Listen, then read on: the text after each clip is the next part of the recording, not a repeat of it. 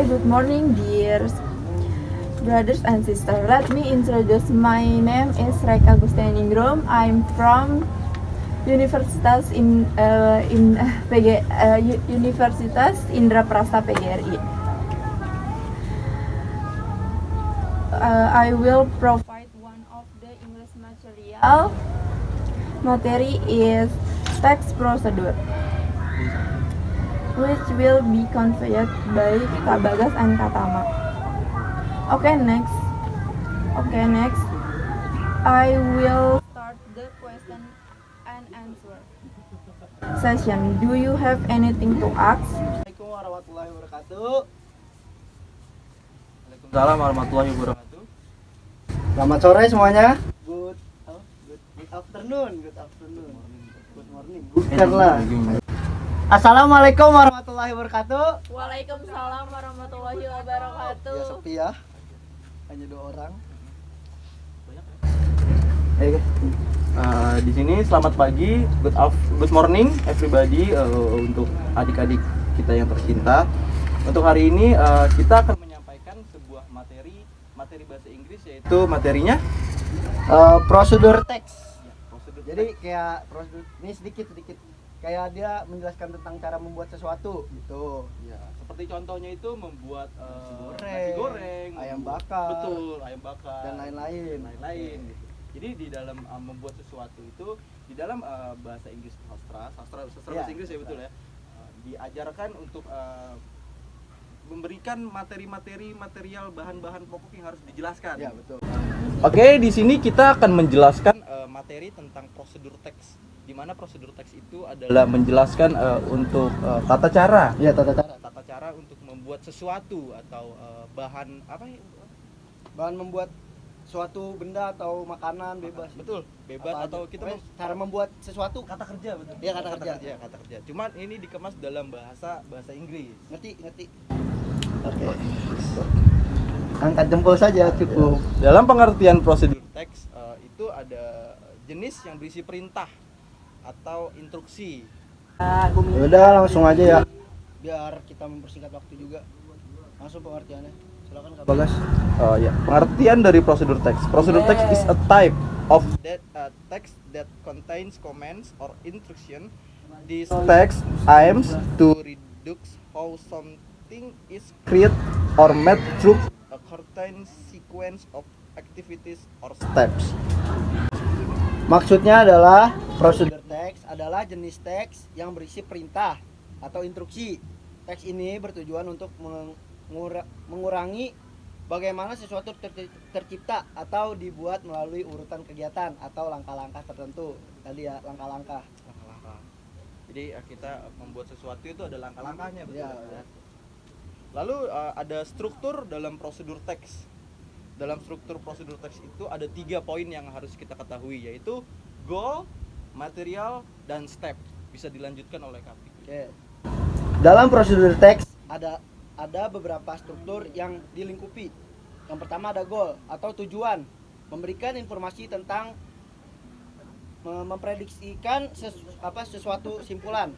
Yang kedua ada material atau bahan-bahan yang harus disiapkan atau yang dibutuhkan. Yang ketiga steps atau langkah-langkah. Jadi bagaimana kita melakukan cara tersebut, seperti itu.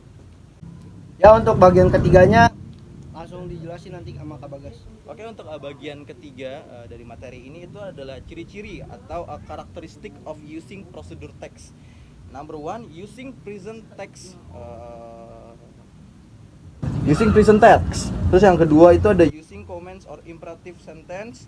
Yang ketiga itu ada using declarative sentence. Yang keempat itu using connectivities or conjunction, yaitu bahasa kerja.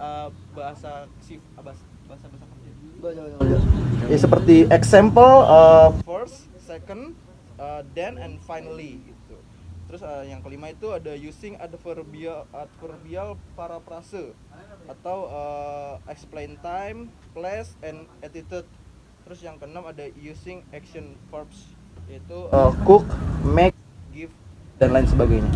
Maksudnya adalah ciri-ciri menggunakan prosedur teks. Yang pertama menggunakan tata bahasa present tense. Yang kedua, menggunakan kalimat perintah atau imperatif. Yang ketiga, menggunakan kalimat deklarasi atau deklaratif. Yang keempat, menggunakan konvektif atau kata hubung seperti first, yang pertama, kedua, dan seterusnya. Yang kelima, menggunakan adverbial atau proses.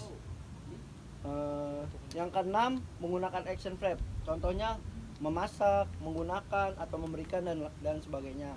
Sebelum lanjut nih ke contoh, nanti kita kasih contoh biar ngerti. Ada yang mau ditanyain nggak? Apaan kayak gitu? Ya kak, izin tanya kak, apa itu present tense?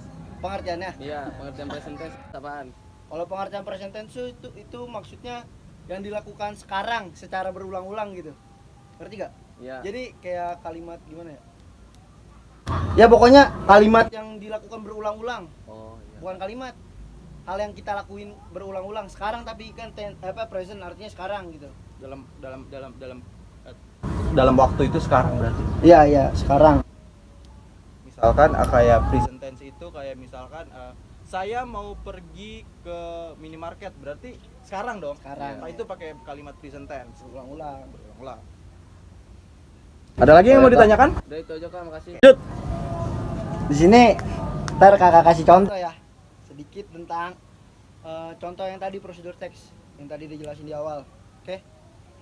Ya lanjut. Untuk Dikasih Kak Bagas. contoh dari prosedur teks ini agar dapat dipahami ya untuk teman-teman semua. Contoh prosedur teks itu seperti kita membuat nasi goreng gitu. Tujuannya itu, goalsnya itu. Poin pertama itu goals, tujuan. Tujuannya itu adalah membuat nasi goreng. Lalu masuk kedua yaitu materials. Materials itu ada berupa bahan-bahan dan juga peralatan. Misalkan kita membuat nasi goreng.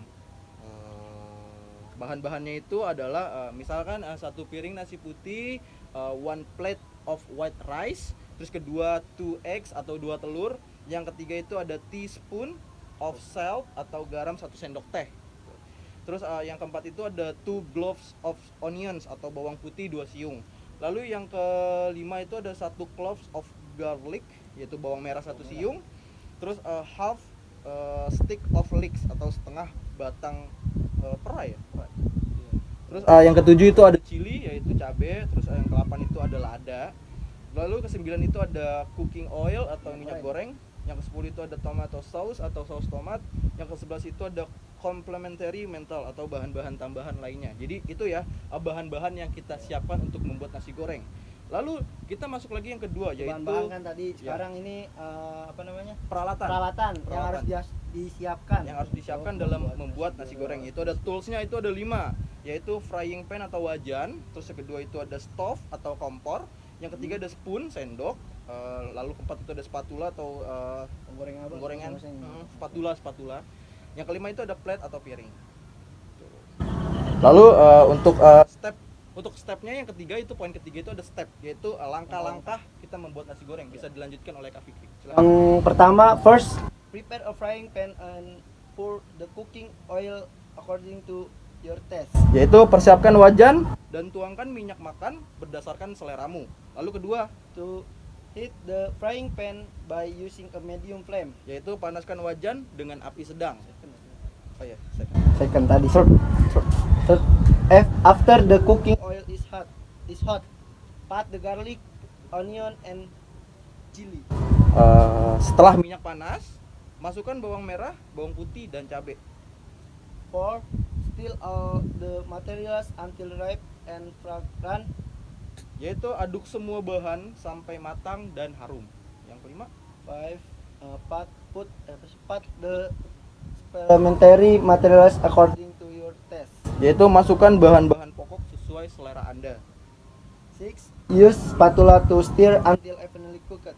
Yaitu gunakan spatula untuk mengaduk hingga merata. Put eggs and scramble until cooked. Masukkan telur dan aduk hingga termasak. Yang ke-8 ya? Ya, kelapa. Pat white rice and stir until mixed with all ingredients. Yaitu masukkan nasi putih dan aduk hingga tercampur dengan semua bahan-bahan. 9 atau 9. Add tomato sauce, pepper, and salt until all materials are blended. Yaitu tambahkan saus tomat, lalu lada dan garam sampai semua bahan-bahan tercampur rata. After everything on the frying pan was fragrant, serve into the plate. Setelah semua ada pada wajan matang, tiriskan pada sebuah piring.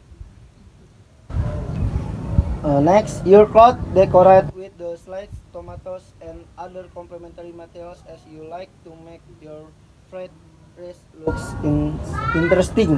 Anda bisa mendekorasikan dengan potongan tomat dan bahan tambahan lainnya sesuai dengan yang kalian suka untuk membuat nasi goreng Anda terlihat menarik. And the last, your interesting fried rice is ready to eat.